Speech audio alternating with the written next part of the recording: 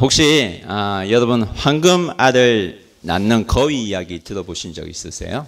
있죠? 있으실 겁니다. 그 거위의 주인공은 황금 아들 더 얻기 위해서 거위의 배를 가르는 그런 어리석음을 범합니다.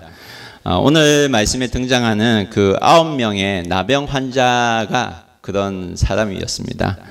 결론부터 말씀을 드리면 오늘 말씀은 하나님께서 주신 은혜를 받아서 그 은혜를 기뻐하고 그 은혜의 근원이 되신 은혜를 주신 예수님을 잊어버리는 사람들이 오늘 나온 나병 환자들입니다. 여러분 이 세상에는 기독교 교회에 나와서 예수님을 만나서 참으로 잘 되는 사람들이 많습니다. 여러분 예수님을 만나면 축복된 삶을 살아갈 수 있습니다. 믿으십니까? 믿어주세요.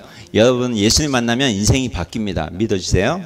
여러분 예수님 만나면 우리의 인생이 변화되는 그런 경험을 하게 됩니다. 왜 그럴까요? 왜 그럴까요? 왜 그러냐고 질문하면 또 대답을 못 하시네요. 왜 그러세요? 왜 그래요? 예수님 만나면 우리 인생이 바뀝니다. 왜 그래요? 축복된 인생으로 바뀝니다. 왜 그래요? 이 대답을 못 하시면 어떻게 돼요? 여러분 예수님을 만나면 예수님 우리 인생이 바뀝니다. 왜 그러냐면 예수님은 살아계신 분이기 때문에 그래요. 예수님 살아계셔서 여러분과 함께 하시고 여러분과 동행하실 수 있는 그런 분입니다. 그렇기 때문에 예수님 살아계시기 때문에 오늘도 살아계시고 이 자리에 함께 계시기 때문에 우리의 인생은 바뀔 수밖에 없습니다. 여러분 예수님 만나고 인생이 바뀌지 않는 사람은 그것은 거짓 신앙을 가진 사람들입니다. 여러분 예수님 살아계십니다. 믿어지시죠? 왜 예수님 만나면 인생이 바뀌는지 말씀하실 수 있습니까? 이제 말씀하실 수 있어요? 못하세요? 문제가 있는데 우리 주위 사람에게 옆 사람에게 예수님 살아계십니다. 좀 말 좀 해주세요. 예수님 살아계십니다. 예수님 살아계세요. 예수님 오늘도 우리와 함께 계십니다. 이 자리에 함께 계십니다. 그 믿음을 가지고 있기 때문에 이 자리에 나온 줄 믿습니다. 여러분 우리가 예수님 알고 또 예수님을 만나서 변화된 삶을 경험하는데 우리가 많은 사람들이 예수님 만나고 살아가면서 예수님을 알게 됩니다. 그런데 예수님을 알고 나서 대충 살아가기 시작하는 사람들이 분명하게 또 교회는 많습니다. 예수님 만나고 구원에 대해서 알게 되고 또 그것을 기뻐합니다. 그런데 그 기쁨도 잠시 또 잊어버리고 살아가는 사람들이 이 세상에 참 많습니다. 만약에 우리가 예수님 알고 대충 이 땅에서 살아가면서 저 천국에 우리가 들어갈 수 있으면 얼마나 좋을까요? 그런데 성경은 예수님 만나 살아계신 하나님은 그 예수님을 경험했다고 해서 모두가 다 구원을 받는다고는 이야기하지 않습니다. 오늘 말씀이 바로 그것에 대한 말씀입니다. 지난주에 우리가 함께 나눴던 말씀이 기억하세요? 제목 기억하세요? 겨자씨 하나일 만한 믿음이었어요. 그래서 포인트는 그거입니다. 믿음은 양이 아니라 뭐였죠? 질이다. 그래서 믿음이 얼마나 다양한 믿음이 있을까? 그게 중요한 것이 아니라 그것을 소유한 것이 중요한 것이 아니라 정말 겨자씨만한 작은 믿음일지라도 내가 그것을 진리로 내가 믿고 있다면 참 믿음을 가지고 있다면 그 믿음은 여러분 삶을 통해서 큰 일을 하나님이 큰 일을 나타나는 그런 기적을 경험할 수 있다는 그런 말씀을 나누었습니다. 그래서 내가 정말 작은 믿음이라도 하나님을 향한 진실한 믿음을 내가 가지고 있다면 충분하다는 말씀을 예수님께서 하셨습니다. 그런데 누가복음 17장에 그 누가복음에서 이 이야기는 이 스토리는 거기서 끝나지 않고 계속 이어지고 있다는 사실입니다. 그 계속 이어지는 그 본문이 오늘 본문입니다.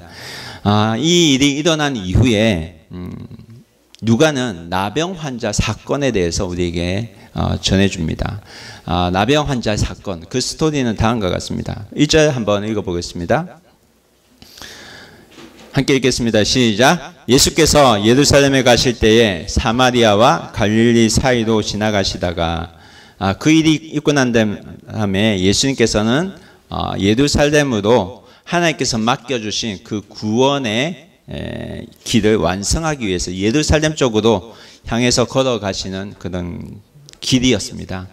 여러분, 갈릴리는 유대인이 사는 지역이었고 사마리아는 유대인들이 아주 싫어하는 그런 지역이었습니다. 왜 그러냐면 사마리아인들이 사는 지역이기 때문입니다. 예수님께서 그 사마리아와 갈릴리 갈릴리 사이에 있는 그 길로 지나가셨기 때문에 그곳에서는 성 밖에 사는 사람들이 살고 있었습니다. 그 성 밖에는 누가 살았냐면 나병 환자들이 살았습니다. 왜 나병 환자들이 성 밖에서 살았냐면 병을 가지고 있었기 때문에. 그래서 성 밖에서 살았습니다. 그곳에 예수님께서 지나가는 그 길에 나병 환자 10명이 있었습니다. 근데 이 나병은 오늘날은 한센병이라고 부릅니다. 이 병은 아주 무서운 병입니다. 나균에 감염되는 병인데 몸은 살아있지만 정신은 살아있지만 내 피부가 썩어져 가는 병을 말합니다. 내 피부가 썩어져 가는데 내가 감각을 느끼지 못하는 그런 병입니다. 그래서 피부가 썩어서 몸이 떨어져 나가는데도 그 감각을 못 느껴요. 그래서 손이 잘려서 툭 떨어지는데도 썩어서 떨어지는데도 그것을 못 느끼는 병이 나병입니다. 그래서 오늘날은 우리 아이가 태어나면 그 주사를 맞잖아요. 그래서 그런 병이 많이 없지만 볼 수 없지만 옛날에는 그런 병이 참 많았습니다. 그래서 아주 무서운 병이었습니다. 그래서 옛날에 한국에서는 이 병을 뭐라고 했냐면 문둥병이라고 했어요. 그래서 문둥병들이 모여 사는 그런 지역도 한국에는 있었습니다. 성경에 의하면 이 나병 환자는 부정하다고 해서 사람이 사는 성 밖에서 살아야만 했습니다.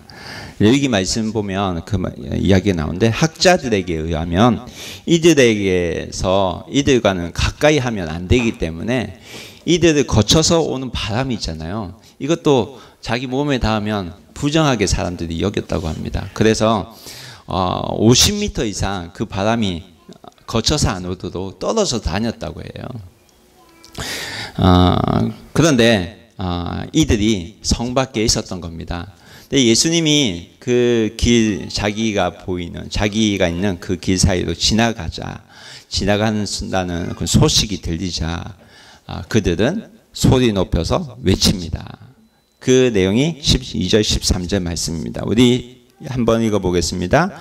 한 마을에 들어가시니 나병 환자 10명이 예수를 만나 멀리 서서 소리 높여 이르되 예수 선생님이여 우리를 불쌍히 여기소서 하거늘. 예수님이여 우리 불쌍히 여기소서. 아마 이 나병 환자들은 혼자 살지 못했기 때문에 같은 병 모인 사람들끼리 모여서 서로를 도우면서 서로 의지하고 살았을 것입니다. 사회로부터 철저하게 소외당하는 그런 사람들이었습니다. 그런데 그들에게 굉장히 기쁜 소식이 들리는 거예요. 그 소식은 뭐냐면 예수님이 지나간다는 거예요. 근데 이 예수님이 어떤 분이냐면 나병 환자를 고치신 적이 있는 분이에요. 여러분 지금 우리가 읽는 부분이 누가복음 몇 장이죠? 17장이죠.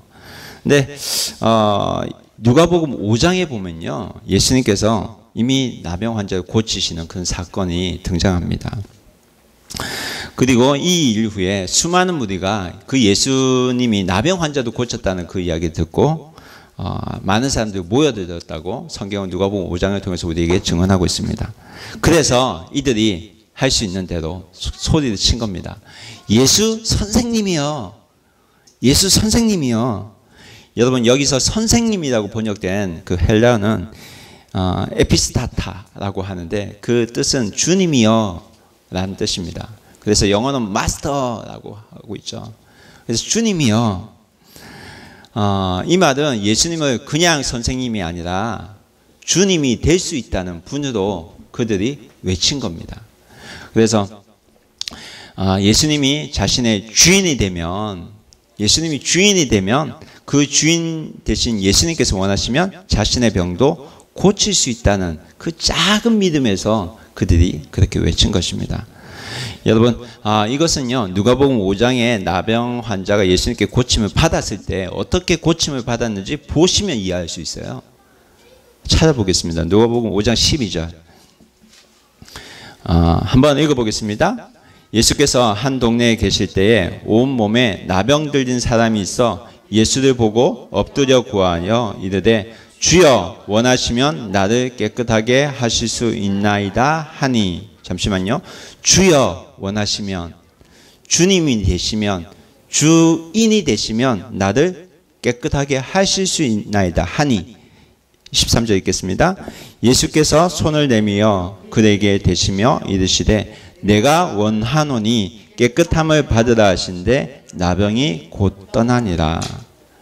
내가 원하노니, 누가 원했다는 거예요?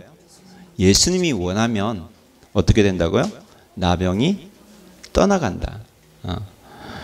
여러분, 이때의 나병 환자는 예수님의 권위를 인정했습니다. 똑같이 지나가던 그곳에 있던 10명의 나병 환자도 아마 이 일을 기억했을 것입니다. 그래서 예수님의 권위를 인정하고자 어떻게 부르었습니까? 선생님이요, 마스터요, 주님이요 라고 부른 것입니다. 그래서 그들은 자신을 고쳐달라고 요구한 것이 아니라 자기를 불쌍히 여겨달라고 외친 것입니다. 큰 소리로. 예수님께서 그들의 부르짖음을 들으시고, 부르짖는 소리를 들으시고 어떻게 하셨을까요? 14절 말씀 함께 보겠습니다. 함께 읽겠습니다. 보시고 이르시되 가서 제사장들에게 너희 몸을 보이라 하셨더니 그들이 가다가 깨끗함을 받은지라. 잠시만 보세요. 여기서 보세요. 예수님께서는 누가복음 5장에서 이전에 했던 것처럼 내가 원하노니 깨끗함을 받으라고 똑같이 말씀하실 수 있었을 것입니다. 그런데 예수님께서 여기서 말씀하시는 것은 가서 뭐라고 하죠? 제사장들에게 너희 몸을 보이라고 하셨습니다. 여러분, 레위기 14장을 보면 병든 환자는, 나병 환자라도 자기 병이 나았다고 생각하면 그들은 제사장에게 찾아가서 자신의 몸을 보여야 했습니다. 그리고 제사장들은 그들을 살펴보고 난 후에 깨끗하다는 선언을 했습니다. 그런데 예수님은 오늘 이 10명에게 가서 제사장에게 몸을 보이라고 하셨습니다. 만약에 내가 거기에 있었다면, 나병 환자로서 여기 있었다면, 나병 환자가 아니고요, 만일 여러분이 나병 환자라면 어떤 생각이 들었을 것 같습니까? 여러분, 어떤 생각이 들었을 것 같아요? 저라면 이랬을 것 같습니다. 예수님 잠시만요. 예상했던 시나리오가 아닌데요. 예수님 그런 말 하면 안 되잖아요. 우리의 썩은 몸이 보이지 않아요? 이 썩어 있는 상태로 어떻게 제사장에게 가라고 하실 수가 있어요? 여러분, 이 생각하지 않겠습니까? 몸이 낫지도 않았는데 제사장에게 가서 내 몸을 보여주라고 하는 거는 좀 너무한 거 아닙니까? 뭐 이런 생각을 할 수 있는 그런 상황입니다. 그런데 놀랍게도 그들은 어떻게 했냐면 예수님 말씀을 듣고 갔습니다. 예수님의 말씀을 듣고 그 마음에 있는 겨자씨만한 그 작은 믿음을 붙들고 갔다는 겁니다. 아직 나병 환자의 모습을 가진 채이지만, 병이 그대로 있지만 제사장에게도 나아간 것입니다. 나아갔다고 하고 있어요. 여러분, 믿음은 양이 아니라 질입니다. 작은 믿음도 양이 아니라 질입니다. 그 믿음을 가지고 내가 실행하면 하나님께서, 하나님은 살아계시고 예수님은 살아계시다는 것을 알게 하십니다. 체험하게 하십니다. 여러분, 이것이 믿음입니다. 여러분, 그들은 예수님께서 말씀하신 것이 실제로 이루어질 것이라는 증거를 보지 않고 나아갔습니다. 다만 예수님께서 말씀하셨기 때문에 그 말씀을 의지하고 행동했습니다. 여러분, 믿음은 움직이는 겁니다. 나에게 믿음을 주시면, 말씀을 듣다가 믿음이 생기면 그 말씀대로 행하는 것이 믿음입니다. 여러분, 생각에만 머무면 믿음이 안 돼요. 그건 믿음이 아니라 내 생각이에요. 믿음은요, 내가 고백하고 그 고백대로 내가 행하는 것입니다. 아무리 작은 겨자씨만한 믿음이랄지라도 내가 행할 때 하나님은 내가 살아있다, 내가 너와 함께한다, 예수님 너와 함께한다 하는 사실을 알게 하십니다. 여러분, 믿음은 자격을 묻지 않습니다.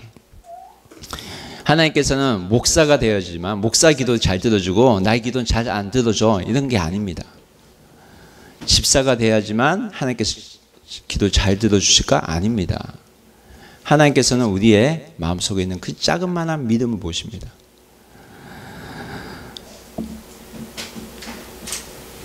여러분, 하나님께서는 우리의 과거도 보지 않으십니다. 예수님을 향한 믿음을 우리 가지기만 한다면 그 사람의 과거가 어떠했던지 묻지 않으십니다. 예수님은 당시에 모든 사람이 부정하다고 여겼던, 사회로부터 철저하게 외면을 받았던 그 나병 환자들을 보시고 그들을 치유해 주셨습니다. 유대인들은 감히 다가갈 생각도 하지 못했던 그 사람에게 예수님은 다가가셨습니다. 나 같은 사람은 절대 예수님께서 와주시지 않을 거야, 그런 예수님 아니십니다. 예수님은 누구에게나 찾아가십니다. 왜요? 예수님 그 자체가 사랑이시기 때문입니다. 여러분, 예수님은 우리의 믿음을 보이도록 하실 때가 있습니다. 예수님께서는 제사장을 찾아가 자신의 몸을 보이라고 하셨습니다. 믿음은 공개적으로 드러내게 하실 때도 있습니다. 그렇게 우리에게 믿음을 요구하실 때가 있습니다. 왜 그럴까요? 왜 그렇게 요구하실까요? 아직 낫지도 않은데요. 안 왔는데 어떻게 보여요? 하지만 하나님께서는 나를 통해서 하나님이 살아계시다는 사실을 드러내기 원하신다는 사실입니다. 여러분을 통해서 하나님이 드러나고 여러분을 통해서 예수님이 살아계시다는 그 사실을 많은 사람들이 알아가기를 주의 이름으로 축원합니다. 여러분은 그래서 축복의 통로입니다. 이해가 안 되세요? 선포합시다. 나는 하나님의 축복의 통로이다. 여러분, 나를 통해서 하나님께서 일하실 줄 믿습니다. 나를 통해서 예수님을 알아가는 사람들이 늘어날 줄 믿습니다. 나를 통해서 후쿠오카가 변해갈 줄 믿습니다. 여러분, 15절 말씀 함께 보겠습니다. 함께 읽겠습니다. 그 중에 한 사람이 자기가 낳은 것을 보고 큰 소리로 하나님께 영광을 돌리며 돌아와. 오늘 15절 말씀 보면 10명의 나병 환자 중에 한 사람의 이야기를 다시 시작하고 있습니다. 이야기가 끝난 게 아니에요. 근데 이 사람은 썩어가던 자신의 살이 깨끗하게 회복된 것을 그가 느끼고 하나님께 영광을 돌렸다고 성경 기록하고 있습니다. 성경은 그가 큰 소리로 하나님께 영광을 돌리며 돌아왔다라고 말하고 있습니다. 10명 중에 단 한 사람, 이 한 사람이 자신을 깨끗하게 해주신 그 하나님의 은혜에 대해 감사하면서 큰 소리로 하나님께 영광을 돌리며 예수님께로 돌아왔다고 하고 있습니다. 큰 소리로 하나님께 영광을 돌리며, 어떻게 영광을 돌렸을까요? 큰 소리로 영광을 돌리면서 돌아왔대요. 지금 현재로 바꾸면 어떻게 바꿀 수 있을까요? 큰 소리로 하나님께 영광을 돌리며 돌아왔대요. 어려우세요? 찬양을 하면서 돌아오지 않았을까? 하나님 살아계십니다. 하나님 나의 병을 고쳤습니다. 나의 병을 고치신 그 하나님을 찬양합니다. 하나님께 영광을 돌리면서 그가 돌아왔습니다. 16절 말씀 함께 읽겠습니다.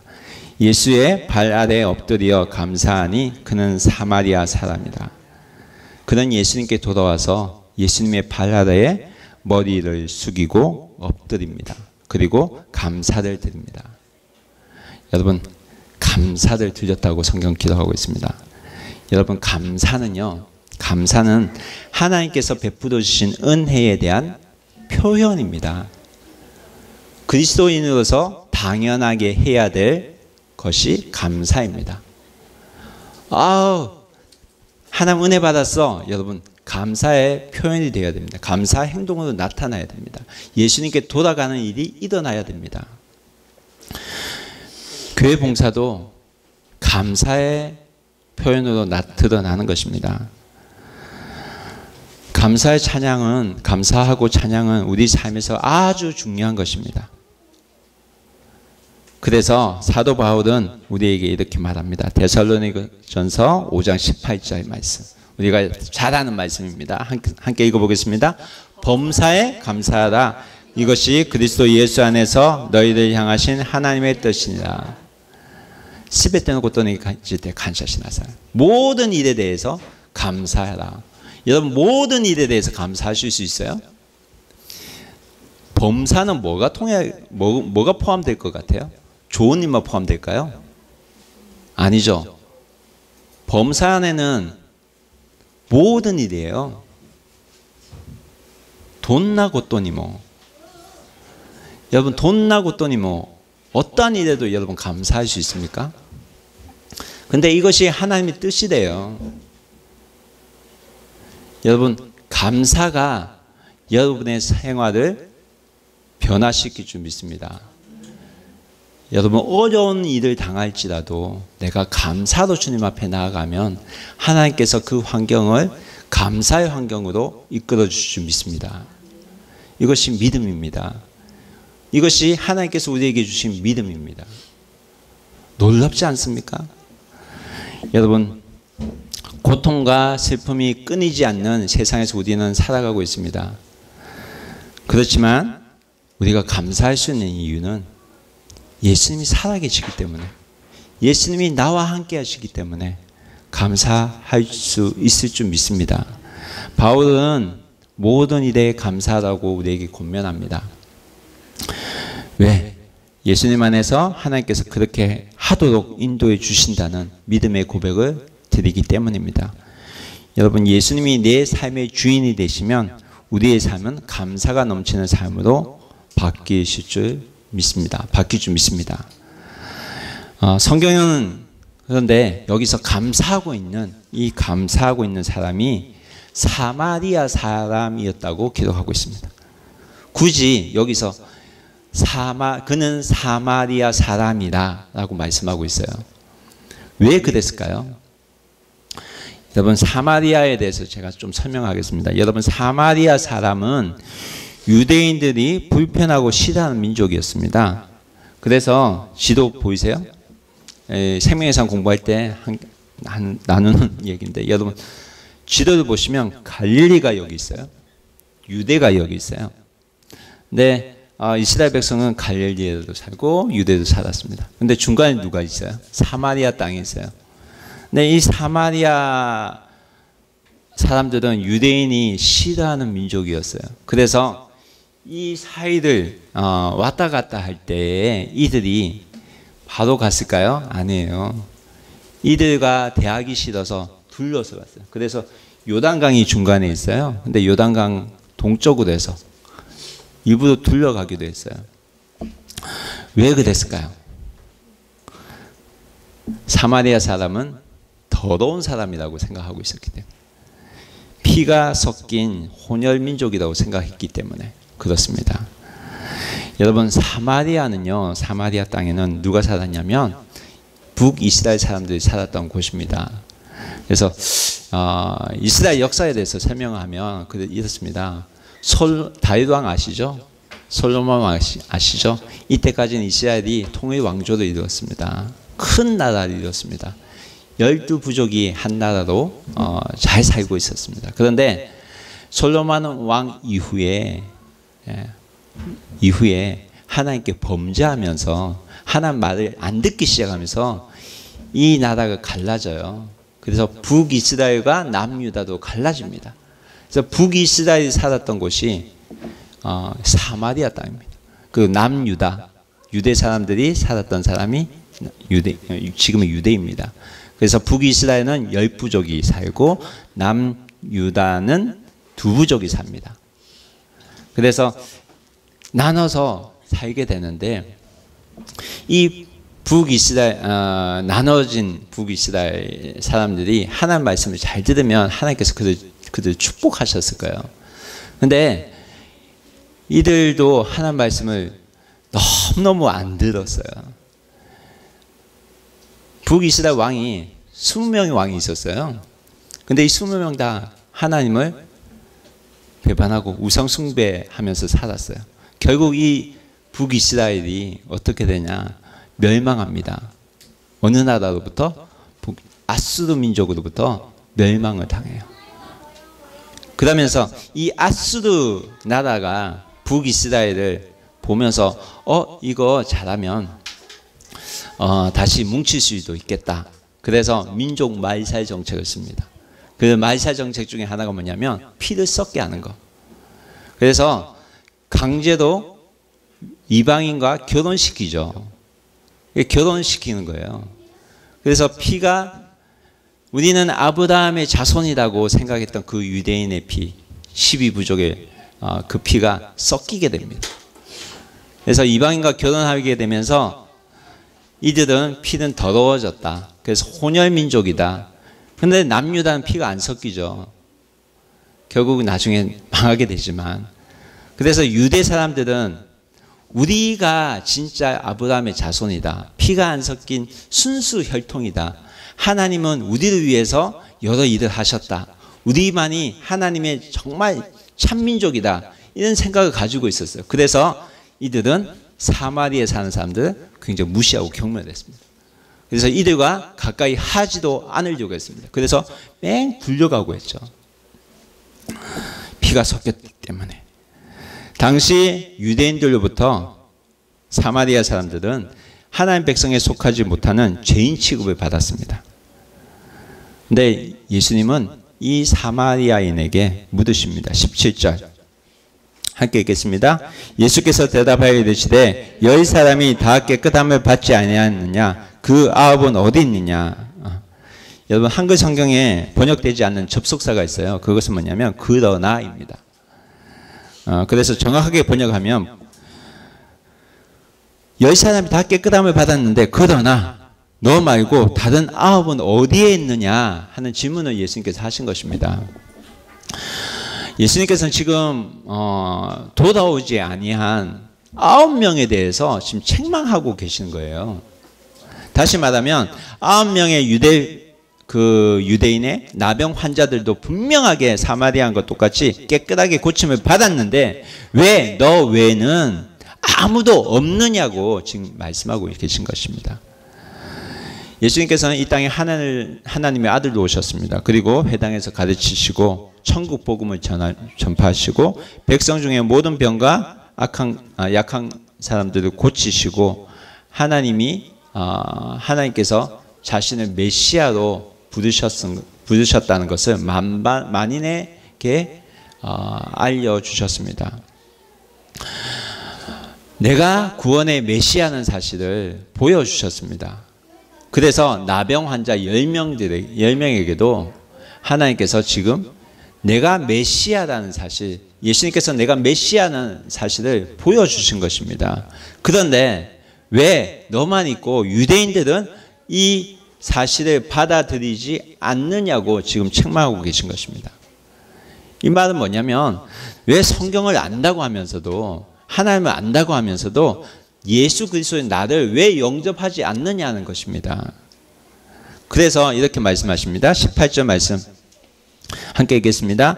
이 이방인 외에는 하나님께 영광을 돌리러 돌아온 자가 없느냐 하시고, 여러분 예수님은 이스라엘 땅에 이스라엘 백성을 구원하기 위해서 친히 오셨지만, 그들을 구원하기 오셨지만 그들은 예수님을 영접하지 않았습니다. 받아들이지 않고 오히려 배척했습니다. 여러분 구원은 유대인이라고 해서 누구나 예수님을 받아들이는 것이 아닙니다. 구원은 혈통으로 나는 것이 아닙니다. 요한복음 1장 10절에서 13절까지 말씀 함께 읽겠습니다. 전체를 읽겠습니다. 그가 세상에 계셨으며 세상은 그로 말미암아 지은 바 되었으되 세상이 그를 알지 못하였고, 11절 자기 땅에 오매 자기 백성이 영접하지 아니하였으나, 잠시만요. 자기 땅에 오매 무슨 말씀이죠? 이스라엘 백성 땅, 그 땅에 왔지만 자기 백성이라고 했던 그들이 영접하지 아니하였다. 12절 영접하는 자 곧 그 이름을 믿는 자들에게는 하나님의 자녀가 되는 권세를 주셨으니, 13절 이는 혈통으로나 육정으로나 사람의 뜻으로 나지 아니하고 오직 하나님께로부터 난 자들이라. 아멘. 영접하는 자 곧 그 이름 예수 그리스도를 믿는 자들에게는 하나님의 자녀가 되는 권세를 주셨는데, 예수님을 받아들이면 우리가 하나님의 자녀가 될 수가 있는데 그것은 혈통으로 되는 것이 아니다. 기독교 집안에 태어났다고 해서 내가 구원받는 것이 아니다. 여러분 육정으로 되는 것이 아니다. 내 열심으로 구원받는 것이 아니다. 사람의 노력으로 되는 것이 아니다. 내가 전도를 많이 한다고 해서 구원받는 것이 아니다. 또 사람의 뜻으로도 안 된다. 할례를 받았다고 구원받는 것도 안 된다. 누가 시켜서 구원받는 것도 아니다. 내 열심으로 이 사람을 구원시킬 수 있는 것이 아니라고 성경은 말합니다. 오직 하나님께서 그 마음을 주셨기 때문에, 예수 그리스도를 받아들이는 마음을 주셨기 때문에 우리가 구원을 받을 수 있는 것입니다. 예수 그리스도를 영접할 수 있는 것입니다. 그래서 예수님은 나음을 받은 사마리아인에게 이렇게 말씀하십니다. 19절 말씀 함께 읽겠습니다. 그에게 이르되 일어나 가라, 내 믿음이 너를 구원하였느냐 하시더라. 여러분 나병 환자였던 10명이 예수님 만났습니다. 그리고 병고침도 받았습니다. 예수님 분명히 만났어요. 예수님 말씀 들었어요. 예수님 말씀대로 행했어요. 그리고 고침을 받았어요. 이들 모두가 구원을 받았나요? 그렇지 않습니다. 여러분 육체적인 질병에서 완전하게 깨끗함을 받았다고 해서 그 영혼이 구원받는다는 것은 아닙니다. 여러분 나병 환자 10명은 모두 예수님을 경험했습니다. 만나고 예수님께서 살아계셔서 정말 나를 치유하실 수 있는 분이구나, 그 사실을 나병 환자 모두가 체험했습니다. 겨자씨 작은만한 믿음을 가지고. 그런데 여러분 육체의 치유는요, 병의 치유는 한계가 있습니다. 치유받았다고 해서 나이가 들면 또 죽게 됩니다. 언젠가는 썩어져 없어질 것이 육체입니다. 보다 중요한 것은 뭐냐면 영혼입니다. 영혼입니다. 영혼 구원은 오늘 말씀에서 단지 한 사람, 사마리아 사람만 구원을 받았습니다. 여러분 육체적인 구원이 영혼 구원과 반드시 연결되지 않는다는 말입니다. 영혼 구원은 예수님 만나고요, 예수님 만나고 기적을 체험하는 것으로 이루어지는 것이 아닙니다. 예수님 만나서 암을 고쳤다고 해서 그 사람이 구원받는 것일까요? 아닙니다. 예수님 만났으면 어떻게 해야 되냐면 예수님께 돌아와야만 합니다. 나병 환자들은 예수님 만나서 고침을 받았습니다. 다른 9명. 그렇지만 돌아온 사람 딱 한 사람, 사마리아 사람. 여러분 예수님께 돌아와야만 합니다. 예수님 영접하고 예수님께 돌아온다는 말은 뭐냐면 예수님을 받아들이고 삶의 주인으로 모시고 예수님과 식구가 되어야 된다는 말입니다. 예수님과 함께 산다는 말이에요. 계시록 3장 20절 말씀 함께 읽겠습니다. 볼지어다 내가 문 밖에 서서 두드리노니 누구든지 내 음성을 듣고 문을 열면 내가 그에게로 들어가 그와 더불어 먹고 그는 나로 더불어 먹으리라. 여기서 내 음성이라고 말하는 분이 누구죠? 예수님이에요. 내 음성을 듣고 너희가 문을 열면, 마음 문을 열면 예수님께서 어떻게 하신다고 합니까? 그에게로 들어가 그와 더불어 먹고 그는 나와 더불어 먹으리라. 여러분 실생활에서 죄송합니다. 실생활에서 여러분 누구와 함께 밥 먹죠?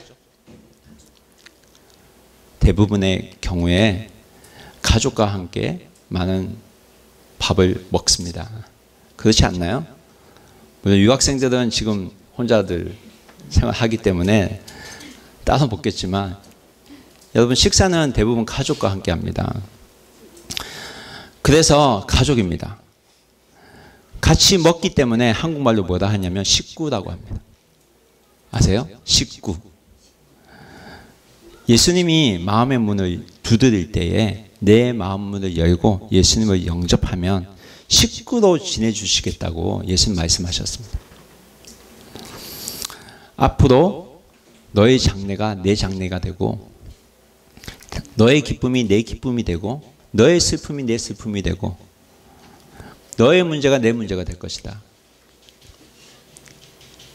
내가 너와 함께 생활하겠다. 그래서 예수님을 영접한 사람은 예수님과 함께 식구로 지내야 합니다. 예수님을 식구로 모시는 사람이 예수님의 가족입니다. 그렇기 때문에 교회에서 형제님, 자매님 이렇게 부르는 거예요. 옛날에는 형제님, 자매님 이렇게 불렸다고 교회에 가면 근친상간이 일어나 이런 얘기를 해 있었대요. 그래서 이단 취급을 했다고 합니다. 여러분 우리가 형제, 자매라고 부르는 이유를 분명히 아셔야 됩니다. 그것은 예수님이 나의 식구가 되셨기 때문에. 그래서 이곳에 모인 자들은 나와 전혀 관계없는 사람이 아니라 예수님께서 맺어주신 사랑하는 가족입니다. 가족이 많아서 좋지 않아요? 여러분 구원은 영원한 생명이 우리에게 주어지는 것입니다. 예수님을 모시고 사는 사람은 영원한 생명을 소유한 사람들입니다. 요한에서 1장 11절 말씀 함께 읽겠습니다. 또 증거는 이것이니 하나님이 우리에게 영생을 주신 것과 이 생명이 그의 아들 안에 있는 그것이니라. 증거를 주셨는데 그것은 뭐냐면 하나님 우리에게 영생을 주셨대요. 구원이 영생입니다. 영원히 예수님과 함께 살아가는 것. 이것이 구원입니다. 이 생명이 누구 안에 있다고요? 우리 안에 있답니다. 요한일서 1장 12절 말씀 함께 읽겠습니다. 아들이 있는 자에게는 생명이 있고 하나님의 아들이 없는 자에게는 생명이 없느니라. 여러분 성경 말하고 있죠. 아들이 있는 자에게는 뭐가 있다고요? 생명이. 이 아들은 뭡니까? 예수님입니다. 예수님을 모시고 사는 사람에게 무엇이 있다고요? 생명이 있다고 합니다. 그런데 하나님의 아들이 없는 자에게는 뭐가 없다고요? 생명이 없다고 합니다. 이 구원은 이 생명을 소유하고 살아가는 사람들의 특권입니다. 여러분 예수님 만나는 데서 그치지 말고 예수님 모시고 살아가시기 바랍니다. 예수님과 함께 사시기 바랍니다. 10명 가운데 단 한 명만이 구원의 은혜를 누렸다는 사실은 복음은 많은 사람들이 접하지만 영혼 구원에까지 이르는 사람은 많지 않다는 사실을 우리에게 말씀하고 있습니다. 사실 우리 모두는 나병 환자들과도 같은 사람들입니다. 왜냐하면 우리가 살아있다고 하지만 사실은 죄로 인해서 이 땅의 모든 사람들은 죽을 병에 걸려 있기 때문입니다. 그래서 모든 사람 죽습니다. 죽지 않아요? 죽잖아요. 모든 사람 죽어요. 안 죽는 사람 보셨어요? 안 보셨죠? 왜 그래요? 죄가 우리에게 있기 때문입니다. 여러분 혹시 우리 가운데 난 죄인이 아니에요. 난 죄 안 지었어요. 한 분이 있을지 모르겠습니다. 그런데 이분은 죄에 대해서 바로 아셔야 됩니다. 그거는 내가 나라 법에 비춰보면 그렇게 말할 수 있습니다. 내가 나라의 법의 안녕과 질서를 지키거든요. 그런데 성경에서 말하는 법은 나라 법보다 훨씬 뛰어난 높은 법에 대해서 말합니다. 그것은 뭐냐면 하나님의 법입니다. 하나님의 법은 도덕법보다 높고요. 나라 법보다 높아요. 예를 들어서 이런 겁니다. 여러분 성경에 우리는 죄들요. 저 사람 정말 죽이고 싶어 이 생각을 했어요. 그 다음에 이것을 가지고 나라에서는 나를 잡아 처자에 가두지는 않습니다. 감옥 들어가지 않아요. 왜요? 내 생각만 있기 때문에. 근데 성경은 너 생각까지도 너가 사람 죽이고 싶다 그런 마음을 가졌다면 그건 지옥에 갈 수밖에 없는 죄를 지었다고 말하고 있습니다. 이 하나님의 법에 비춰보면 죄인이 아는 사람은 아무도 없어요. 이 죄의 문제를 해결할 수 있는 사람은 아무도 없습니다. 이 세상에는 의인이 하나도 없다는 말이 바로 그 말입니다. 여러분, 우리는 죽을 수밖에 없는 죄인입니다. 하나님의 법에 비춰봐서. 그러나 하나님은 사랑이시기 때문에 그냥 죽어가는 나를 그냥 두지 않으십니다. 내가 풀지 못하는 이 죄 문제를 해결하기 위해서 누구를 보내주셨습니까? 바로 예수님을 보내주신 것입니다. 그래서 예수님께서 이 땅에 오신 것입니다. 여러분, 예수님께 돌아와야만 합니다. 그래야 우리가 살 수가 있습니다. 여러분, 예수님께 돌아오는 것에 대해서 두려움을 가진 분들이 계세요. 두려워하지 마세요. 두려워하지 마십시오. 예수님을 다시 믿고 생활하려고 하는데 뭐가 생기냐면 내 마음에 두려움이 생겨요. 그 두려움을 누가 주는지 아세요? 마귀가 줘요. 왜요? 마귀는요, 하나님과 우리의 관계를 단절시키는 것이 그 목적입니다. 너 교회 가면 또 그런 일 당할 거야. 또 안 좋은 일 경험할 거야. 이런 것들 우리에게 심어줍니다. 더 좋은 것이 많은데, 축복이 엄청 많은데 마귀가 우리에게 보여주는 것은 안 좋았던 것, 그 조그만 거 하나 보여줍니다. 그리고 우리에게 고민하게 합니다. 여러분, 예수님 편에 속하는 것이 다른 어떤 편에 속하는 것보다 훨씬 더 안전하다는 사실을 믿으시기 바랍니다.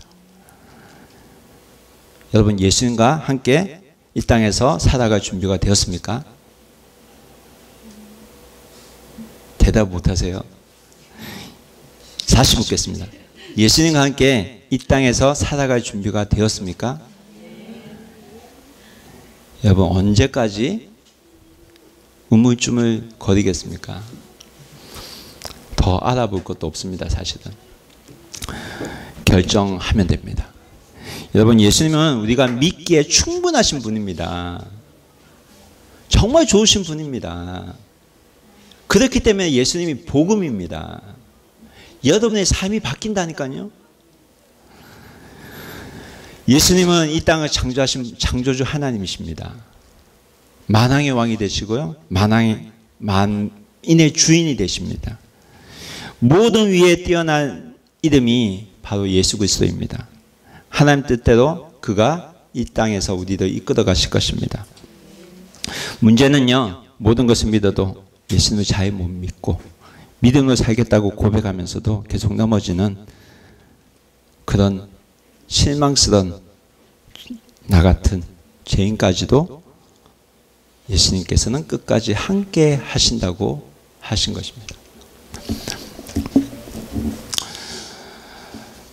여러분,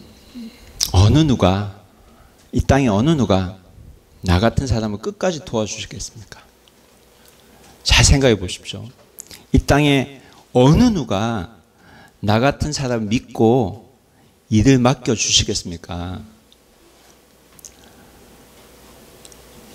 이 땅에 어느 누가 나같이 느린 인간을 답답해 하지도 않고 끝까지 기다려 주시겠습니까?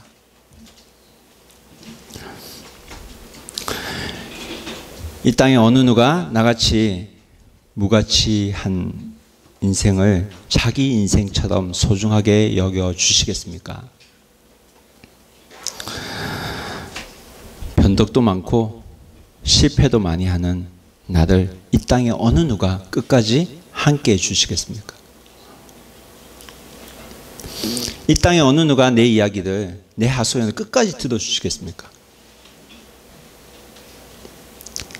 이 땅에 어느 누가 내가 가진 이 기가 막힌 죄의 문제를 해결해 주실 수 있습니까?